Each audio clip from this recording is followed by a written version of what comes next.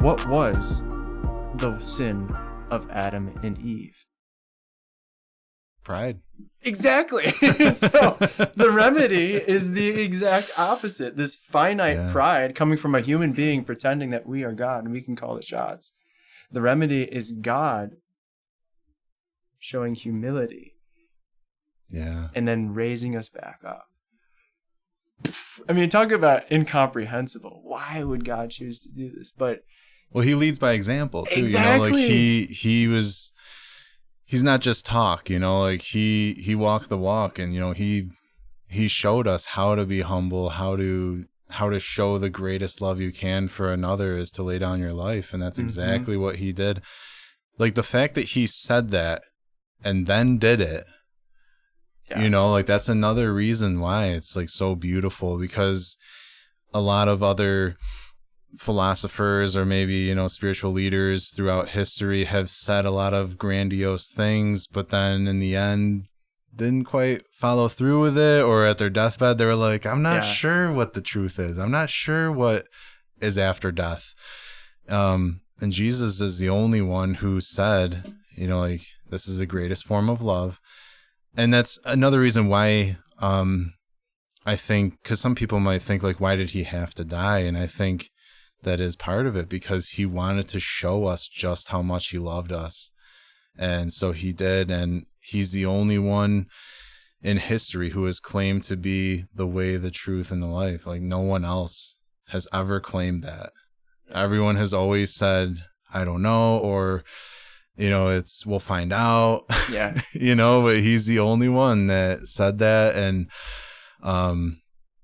you know, you can look at the history since then, like the lives of the saints and, you know, things that have happened since. Like he didn't abandon his church. You know, he didn't just, the Bible wasn't written and there was just like, all right, there we go. That's your religion.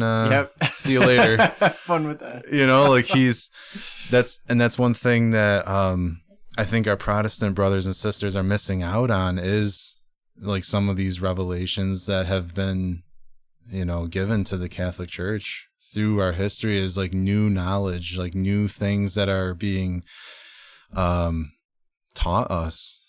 And just always we have, I think there's a reason. I know there's a reason why Christ said in all three of the synoptic gospels, Matthew, Mark, and Luke, that unless you have the heart of a child, or unless you are like children, you will not enter into the kingdom of heaven. That's humility that he is pointing to, right? Right. You need to have a willingness to recognize that you're not the one that can save yourself, and that you are not just spirit, but you are body and spirit and fleshed soul, right? And this is the reality of what we are. And so it's not just you know, like, all right, I can, you know, confess my sins, and all right, I can think of, but no. There's been an incarnate gift, you being bodily and the church being bodily, which is the body of Christ, means that on a daily basis, you are offered the chance to receive Christ and be in union with him, and to receive the fullness of his presence and the grace that is bestowed on us through that. Yeah, through the Eucharist. Through the Eucharist. And all the sacraments that are offered to us. And yet, so often we want to say, no, this is not the way. You know, there's this temptation to be like, no. Like, you know, let's do it our own way. Let's have our own church. We don't have to, you know, we don't have to be submissive to any of this. And the church, in her wisdom over the years, has been responding to what has popped up over time. I mean, the councils didn't happen because of nothing. They happened because of heresy, right? There was really errors that were made in the church among the members of Christ's body. And so what they wanted to do was address that and to help lead people back with each one. And then, you know, the Second Vatican Council was addressing this sort of closed in, and not to mention sort of half mentality of the church, and not allowing there to be a recognition of, first of all, in terms of liturgically, where we are to be celebrating both the Eucharist and the Word as an encounter with Christ, one that is not separate, but that is together within the liturgical celebration, and recognizing that all of us are called to evangelize. A reminder that really every person needs to, by their lives, express what they've received. And that is God's love, mercy, and salvation. And if any of us really, if half the Catholics in the world really believed that and really actually had that sense in that encounter, right, and nobody would be doing, in terms of everyone would be on the streets, or at least in the supermarkets, wherever they would always be telling this amazing story of how they've been encountered Christ. But it's because we have this sense of, no, this is not the way it works, or the church is wrong. We have all this dissension because of pride, thinking that, no, I know what's best. I know what I should be doing with my life, with my relationship with my wife, all of that. I think I know what I should do. The church can't tell me what to do. The church, like you said, is what is often referred to as Holy Mother Church for a reason, right? This isn't sort of a commander trying to make you to do something, or some sort of manipulative authority figure. Mm-hmm. This is a loving mother that wants what is best for her children, and that only knows what is best through experience. The church is incarnate, right? 2,000 years. Exactly. And so she's old, but she knows what she's talking about. And so, but in the light of, eternity, obviously we have a long way to go, right? I mean, there's only so much that we know as human beings, and even in terms of just human development, right, over the years. Right. And so we have to rely on the wisdom that has been passed down to us with faith like a child at times. The longer that we continue as a church to be convinced that we are right and the other person is wrong, the longer we are going to see a great deal of discord. I mean, I can't imagine just how much Christ suffers in terms of the division of his body, right? There's just so much that happens on a day-to-day basis when you have one side fighting against another, conservative, liberal, progressive, traditional, whatever it may be, and it's all man-made division. There's a lack of charity. Yes, and the sad thing is it all comes down to pride. If you are able to recognize the good in the other person's, first of all, the statement that they're making or whatever, instead of already sharpening your argument, if you really are first there to listen, then you're not ready to stab back. You're ready to, first of all, encounter them and be open to what they are bringing, be hospitable to them as a guest, and listen fully, and then in love and in charity provide the wisdom that you have to share and the feedback that can be for the building up of the body of Christ. And oftentimes we're doing the exact opposite nowadays. And no, that's beautiful, man. I mean, I agree with you wholeheartedly. I feel like there is this lack of charity where people just want to be right in the conversation. They want to win the argument.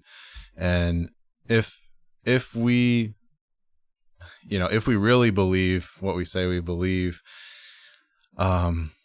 we should be out there trying to bring people to that truth, without being aggressive or abrasive. And if we do, I guess another part of that is, like, if you're going to hide away and say, well, I know I'm right, I'm not going to go out there and try to spread this, like that's also a lack of charity, because, how terrible a person will we be if we know this good news and decide not to share it with people because we don't want the flack, we don't want the trouble, we don't want the effort that it takes to have those conversations, with people when you're trying to share. If you found the cure for cancer, you're gonna be like, oh yeah, I found that cure. I'm going to keep that for my family. I'm not going to talk about that because people are going to smear me, or they're going to steal what I have. Or they're going to, they're going to, I don't know, muddy it in some way, and I think we definitely can't be like that. We have to be out there sharing that cure with anybody that we come across. And I think that goes for the sciences too. If you do find a cure for cancer, I'd appreciate it if we could all know about that and not have to, spend our life savings to use it. I feel the same way. If anyone's listening for the cure of diabetes, I'd appreciate that myself, being a type 1 diabetic for 20 years. It'd be nice to have a cure for these. But let us know. But ultimately, you're so right, because, I mean, think about it. The analogy you just made is for curing cancer. What we have is the sort of remedy for sin, which could separate us from God for eternity. Right. Cancer, we can suffer with for years and years, our entire life, right? But even that is finite. Right. We're talking about infinity here, eternity for our souls, eternal joy, infinite joy with God. And why would we not share that? Right. Yeah, we should want to share that. We should be out there in the streets. That's where Catholics are being shown up, I think, by our Protestant brothers and sisters. Sometimes, they're out there spreading the good news, and I'm like, man, I don't see a lot of Catholics doing that, and I feel like we should be.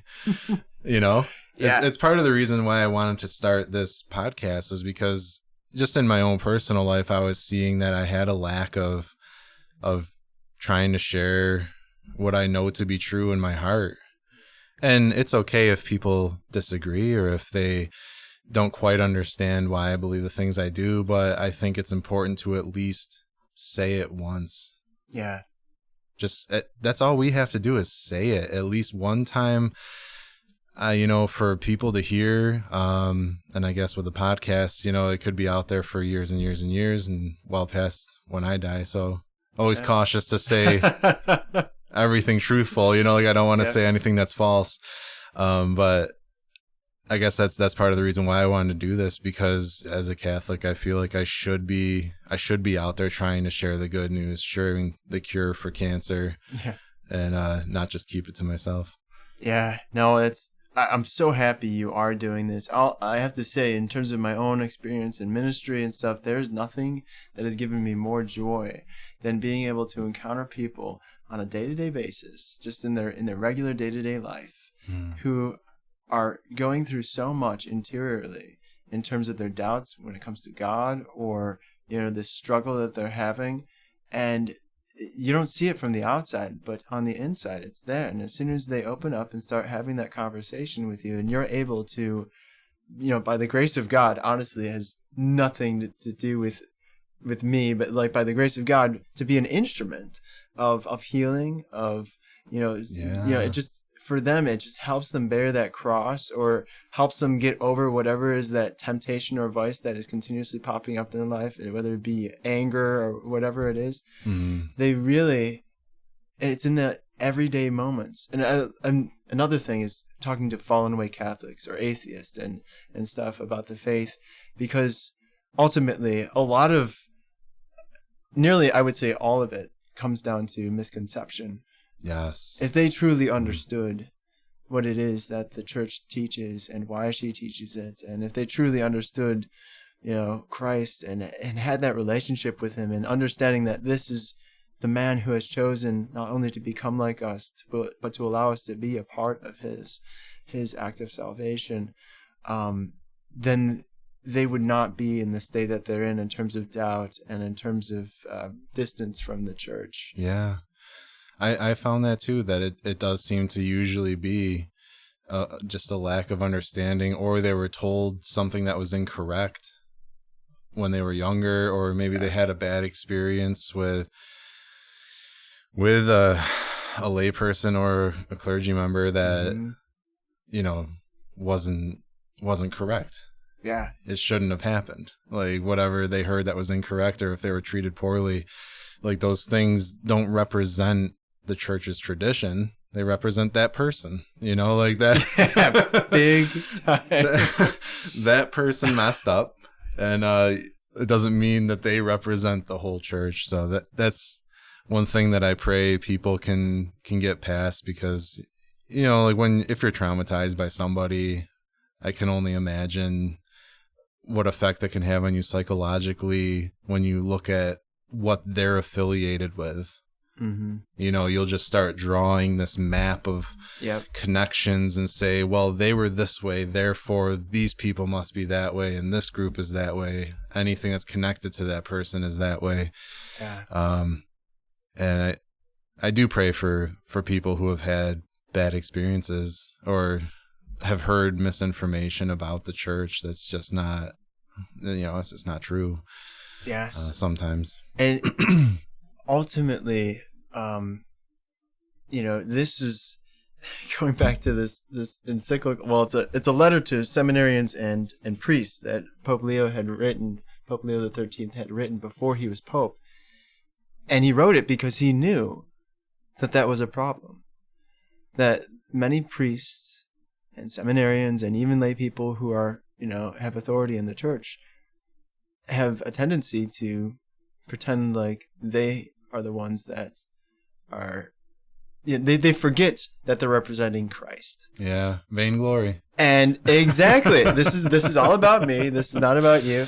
And I'll tell you, there are so many hurt souls out there, and it's so sad, because ultimately, again, they're withholding the truth at times, right? They're saying something that's going to make it easier for people to like them, right? And stuff, or they are far too blunt and don't show any charity in the midst of whether it be, I've heard horror confessional stories and stuff as well from, people who were in confessionals and were crying and stuff after they left because of what the priest said. And it's just, ultimately, God, contrition is a beautiful thing. Mm-hmm. But it comes from the heart. It can't be forced on somebody. And now correction is needed, right? And guidance and from others. Mm-hmm. But it has to be done with charity. And it's when we think that we are, especially as priests, when I say we, priests and seminarians, when we think that we are the ones that are going to convert this person or change them, that right there is the biggest mistake that anybody in ministry can possibly make. And Pope Leo knew that. So I have to share with you one of the most beautiful things in terms of, he gives sort of principles of how do you start this journey in humility. And I absolutely think this is, well, first of all, he talks about Christ being the model of humility, right? Mm-hmm. And this is him teaching us by his example of humility. Everything that Christ did from the incarnation onward was an act of humility. Yeah. And then he says, open the eyes of your soul and think that you have no good of your own from which you can derive motive to believe that you are something. Only sin and weakness and misery are yours. Concerning the gifts of nature and grace which are in you, you have received them from God, who is the principle of your being, so only to him does the glory belong. As the apostle says, if you have received them, why are you boasting as if they are your own? These gifts that we have, right? These priests and who are great preachers, or these, or they're brilliant, and yet they make it their own instead of allowing it to be an opportunity for people to recognize what they have as their gifts and their talents to share and to evangelize and everything. And ultimately, that is really what the priesthood is about, is to feed the people so that they can be the one that share and feed others in the world. And it's really robbing God of his glory if you go around acting like this is me doing this, like an exorcist that might be, famous for how many exorcisms he's performed. But really, you know, like I love Father Ripperger the way he puts it, that he's literally just an instrument of God's grace. He's, you know, like that's it. He's not the one doing it. It is only God doing it. And he's just praying for this person, basically, like asking God for that mercy to come down. And, you know, they obviously have to be trained with dealing with demons. And, but I think that might be, you know, God's plan, that we're part of salvation. We're part of salvation history. And part of that is exorcising demons. Yeah, absolutely. We're all, I mean, yeah, Father Ripperger and his gifts and everything. But this is the beautiful thing, is that we don't have to figure this whole humility thing out simply on our own. Yes, first of all, as you said, we have the example of Christ. Mm-hmm. But think about the Blessed Virgin Mary. Right. Yeah. Whenever we meditate on the Annunciation, one of the fruits of that mystery is humility, because she says, "Be it done to me according to your word." That openness to God fully working in us, even when we don't understand. Yeah. It's precisely how we are to live out. And look what happened. If Mary didn't open herself up to be the vessel in which Christ became incarnate. Mm-hmm. I mean, first of all, it's an if statement, because clearly that isn't what God had willed. But the thing is that because of her and through Mary alone, through her, yes, we received Christ in the incarnation. It's amazing what God can do when our humility almost, it is at that level, right, of humility, in terms of allowing God to fully work in us, having no resistance to his will, but obediently saying yes. It's a relationship. Like, the more humble you are, the more God can work through you. Bingo! But this is, I mean, Matthew 23, the end of the chapter, Christ says, "Whoever exalts himself will be humbled, and he who humbles himself will be exalted." And this sort of theme is seen throughout Scripture. It's in 1 Peter chapter 5 as well. And the God humbles the proud, but raises up the lowly, right? This is not just the theme of the New Testament. This is in the Old Testament. This is the entire story of salvation, is that when we come to God, emptying ourselves, it is then that he is able to fill us. If you're so full of yourself, you have nothing, you have no room. Yeah. No room for the grace, right? All of that is just you and what you want, your will, and how you will fulfill it. And that's why fasting is a great tool for learning humility and practicing, you know, like just trying to sharpen your own virtue and humility, because you are emptying your stomach, but you're saying no to bodily desires, and you're creating room for God to come in, and to have, like, you're inviting God to come and be a bigger part of your life through the fasting, like self-denial. And fasting's healthy. I mean, like, this is natural law. Like, we're called to fast in the Scriptures. Even like some demons can only be cast out through fasting and prayer. So if that's the case, fasting is part of our human existence, and we should practice it. Yeah. Like, occasionally, obviously not in an unhealthy manner or a prideful manner. Exactly. Thank you for bringing that up. Yeah. Like, there is, like this, you know, also the Bible says, when you are fasted, to oil your head and, you know, go about like you're in good shape. Yeah. You're healthy. You're looking good. You know, like, don't be gloomy. Don't be looking gloomy and sad. Yeah. And, like the hypocrites do, like what he said. But yeah, I think that's one remedy that I've heard, or at least one tool to help yourself hone that virtue of humility, is fasting. But then also too, saying the litany of humility, that's humiliating itself. I mean, you know, you read those words. I've prayed that prayer a few times, probably not as much as I should, but it's a great reminder of the mindset that we should be moving through our day with. I mean, honestly, I think saying that prayer at the start of the day is probably a great practice, because then you'll kind of have that mindset moving through your day, and hopefully practice the humility that you're asking God to give you. Yeah, exactly. It's like I love there are these two phrases that I love to have side by side, and that is, Lord, give me strength, teach me patience.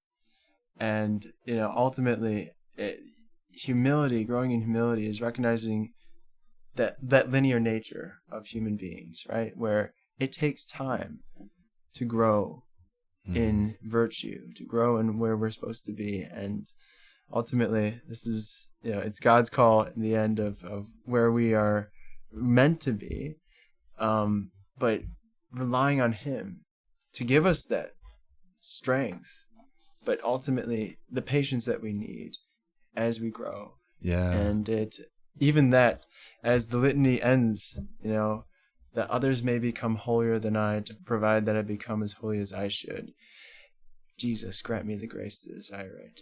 You recognize that desire in of itself, it seems almost like over the top, but when you think about it, ultimately God has a plan for us in terms of our growth of holiness. And not everyone is called to be Mother Teresa, but everyone's called to be a saint. Right. And the way that we measure that is always going to be distorted, because we're human. We can't see that clearly in terms of what level of holiness somebody is at, right? Where God sees. Really, yeah, it's very tough to know the holiness of a person, because a lot of times certain spiritual gifts might be given a person, like the gift of tongues or gift of healing, and you might think to yourself, wow, that person's really holy, like look at what they're doing. But that's God doing that. Yeah. Like same with exorcists, like they could be like, I don't think they are, but anybody could be, a grievous sinner, but have those gifts and be able to use them, because it's God doing it, God is working through them. So yeah, having any sort of indicators in this lifetime of holiness, I feel like usually comes after death. When there's saints that have the aroma of heaven about them, or like a strong smell of roses. There's been saints, who passed away, and they just, like, the whole room they were in just filled with this sweet perfume smell. Yeah. Or the incorruptible bodies of some of the saints. And there's been times where people who were considered holy by their peers have died, and God granted a visitation where they said, hey, I was prideful and I held back some sins. Like, I was, just didn't have it in me to confess them, or I didn't want to be humiliated by confessing them to a brother and, like in the monastery or something. So yeah, I mean, I feel like in this lifetime, it's hard to gauge the holiness of somebody. It is impossible. And that's why the church waits, right, until after death to canonize or begin the canonization process, because ultimately the real, it is the resurrection that we look forward to as saints. It's not the exaltation here in this life. And so it's only post-mortem that you can really experience the resurrection, right? That dying and rising with Christ only happens in that. And so that is when the proof or the evidence starts to become apparent, and is discerned by the church to whether or not to be legitimate signs that this person is now in heaven and can be one to intercede for us here on earth. Right. Yeah. And there's like a whole, there's basically requirements that have to be met after a person dies. For our listeners that aren't sure about how we determine a person as a saint, like they have to have, is it 2 miracles associated with them or 3? Yeah, I believe 2. It leads to with their intercession, like if you prayed, like, please pray for me for this particular thing, and then if they were given some sign, But I think that's also part of God's plan, where he's just like, yeah, they're in heaven. I'll let him help you out and give you a sign so that you guys know that he's up here and he's good. And, and you know, oh man, I'll tell you, and those miracles are just yet another moment, a humbling moment where it's just like, wow, you know, I thought that this is how things work, but it's not, you know, and some of those miraculous healings and everything, you know, how they baffle scientists. Yeah. And, you know, people have no explanation. And I wish one of the things I would like to add to the litany of humility is probably from the desire of wanting to give an explanation, deliver me Jesus, because oftentimes that's all I want is like, I just want to have answers for people so that like I can just say that I know what I know and like prove that I know that. But it shows that you care though. And, you know, you don't want to leave them hanging. You want to try to help them understand what they're struggling with. But here these scientists, they have no explanation for how these miracles occurred. And it's in those moments that, yes, all right, humility needs to be practiced. We don't have the answer for this one, folks. Sorry, science can't explain everything. The Middle Ages were wrong. The Enlightenment was a little wrong too. Like all these things were just like, okay, we need to recognize that being human and being capable of studying the natural world does not mean we see and know everything, because there's more to life than just the natural world. Right. There's that supernatural that we have that we're in touch with, not only because we've been created with a soul, but because God is present to us. Yeah, and God created nature, so he uses nature oftentimes to set forth his miracles. Mm-hmm. And so like someone might say, well, scientifically that only happened because this happened. And it was like, God caused that to happen to, you know, present this solution to whatever issue someone might have been praying for, you know, like, yeah. And I think that's a great way to show that a miracle is legitimate is when there's like a group of people that are praying fervently for this particular petition, and then it happens supernaturally. Yeah. Then there's two pieces to it. It's not like it just happened on its own out of nowhere, because, and I think it wouldn't, because I think we do have to be prayerful and have that relationship with God, because we do have free will. We have the free will to reject or ask him for help. And if we never ask him for help, you know, like you're kind of putting yourself in a position where you're dealing with nature on your own, and nature is pretty rough. Yeah. You're not kidding.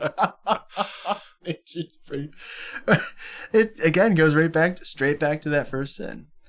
And you know, in as much as we'd like to think that we've developed a little bit since Adam and Eve, we really are we're so inclined to go straight back to square one and say, all right, I'm God, God is not. Yeah.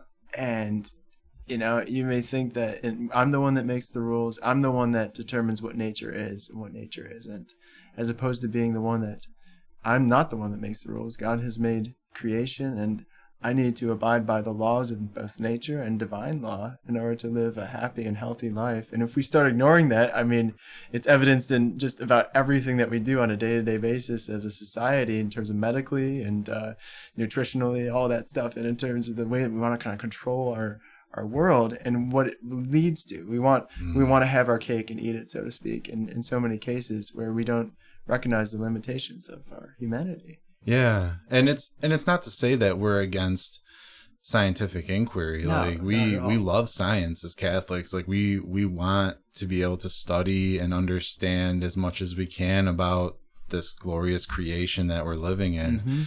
But like you said, good science does recognize when it can't explain something. That's good science. Especially, and like that doesn't mean stop trying to figure it out. You know, like I say, you know, keep trying to figure it out. But if something is just completely outside of our physical understanding of science, whether it's like the laws of physics are just being ignored by this event, you know, just accept it. It's God. Yes. You know, just say, oh, thank you, God. I don't understand exactly how that went down, but thank you for doing that. Yep. Oh man. And I'm okay with not knowing exactly how you did that. it's kind of the beauty of being human, ultimately, is the fact that we can not know what's going to happen next, or, how things work. And it's that limited knowledge that, demons and angels don't possess. They have that sort of instant knowledge. And of course, Right. God being omniscient knows all things from the beginning. But for us, we get to know, right? And we slowly grow in knowledge, as opposed to this sort of instantaneous, whether or not we know something is already there. And that is a beautiful thing about being human. And that was something that, ultimately our God chose to enter into, is that human nature. And so we give thanks to him. We marvel at it. It's a mystery that we will not fully understand until we stand before him in the beatific vision. But, for the time being, this is the faith we confess and profess. Well, that's something to look forward to too. Like when, hopefully when we do get to heaven, we will have that knowledge of things. And like that is kind of an exciting piece of death. Yeah. It's like, wow, like when I die, I'll be given knowledge of how things work that I would have never known if I were allowed to live 1,000 years. Like there's no way I would have understood this at this level. But when as long as we reach that beatific vision, then we'll have that knowledge. And that's something to look forward to. As St. Paul says in 1 Corinthians 13, he says, we know and we prophesy partially, but when the perfect comes, the partial shall pass away. At present, we see indistinctly as in a mirror, but then face to face. That is when we'll have that perfect knowledge, that perfect full understanding of not just what our life was and everything, but also of God himself.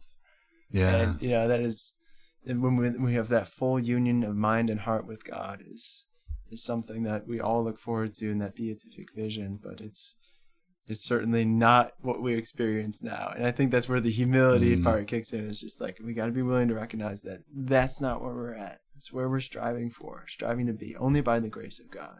Yeah. But like you said, the more humble we are, the more God can work with us, the more we'll feel his presence near us. I think if he's working through us more often, then we'll have that close connection with him.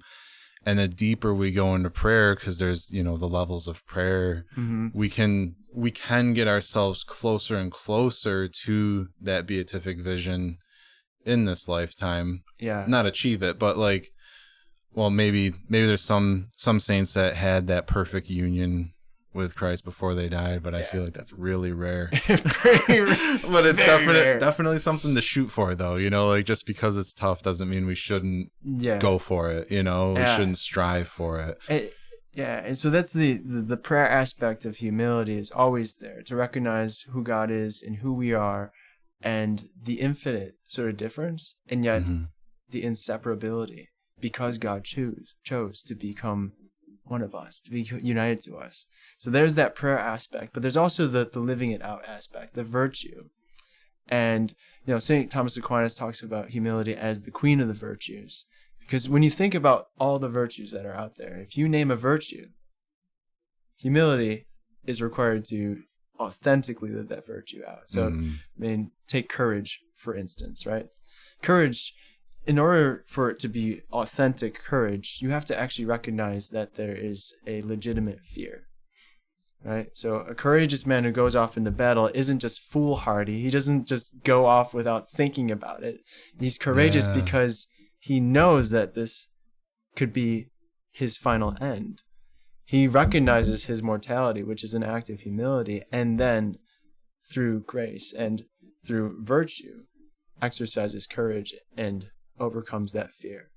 Right. And so courage, temperance, recognizing that our bodies can only take so much of certain things. So you have to, measure out, how much you're doing of this, of that, how much, even laughter and even sorrow, they need to be tempered in a way so that we don't have too much of one or the other.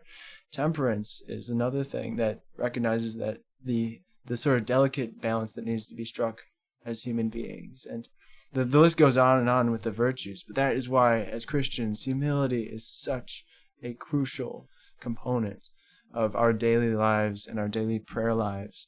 And so it's really. Yeah.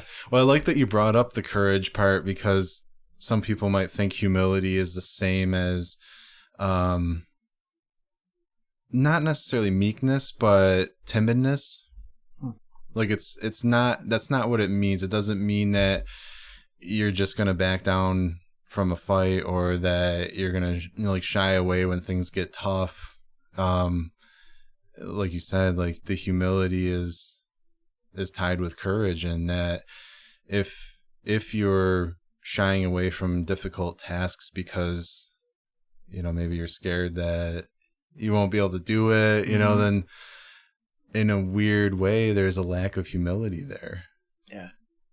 And like you said, it's tied to courage. So, and you're almost ignoring, or not ignoring, but, you don't have the faith in God's graces that he'll provide you for this difficult task that's in front of you. Yeah. You know, like that's also a piece of it too. So, yeah, humility is being strong.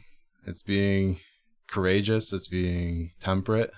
It's being what you are. You're human, right? and that is exactly what it means. I mean, it really just means recognizing who you are in the eyes of God.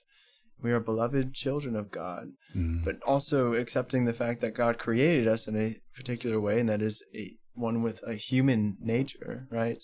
And so those two kind of the sort of loved but sinners, you know, sort of sinners but loved kind of phrase is a good way of articulating this sort of paradox of what we live in, right?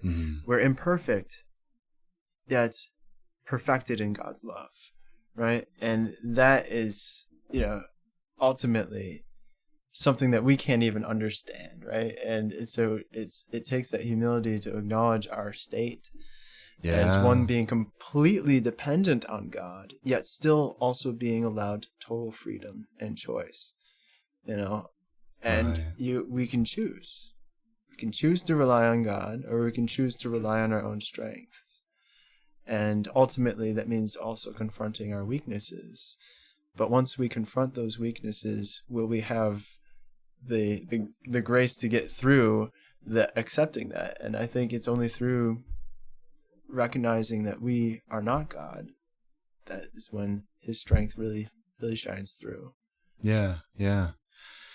Well, I know that you said that there's the litany of humility in that pamphlet. Would you like to Sure. give our listeners a taste of what's contained within this prayer?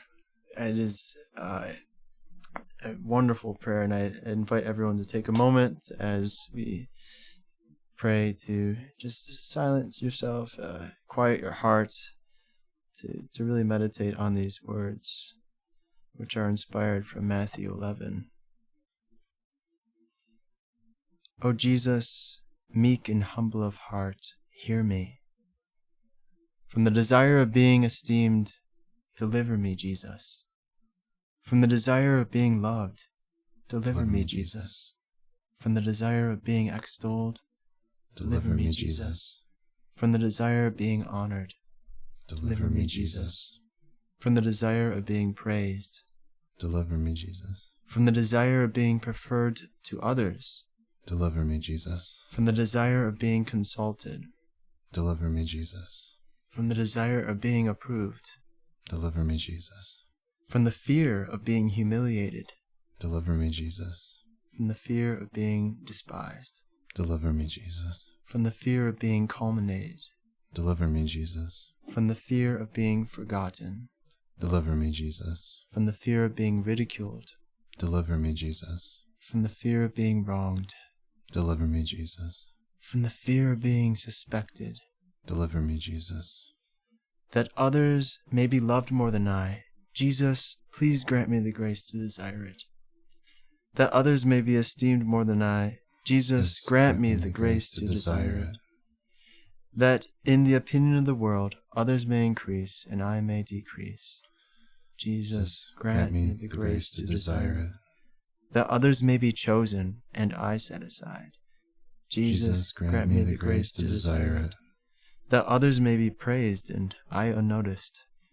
Jesus, grant me the grace to desire it, that others may be preferred to me in everything. Jesus, grant me the grace to desire it, that others may become holier than I, provide that I become as holy as I should. Jesus, grant me the grace to desire it. O Sacred Heart of Jesus, have mercy on us. In the name of the Father, and the Son, and the Holy Spirit. Amen. Well, James, thank you for coming on today. It was a pleasure having you. Great discussion. I knew it would be. Thank you so much. Very knowledgeable. Oh, knowledgeable, but no expert, like I said. And I'm humbled by the experience. Seriously, though. Thank you so much, Dave, for letting me be here. Thanks, James.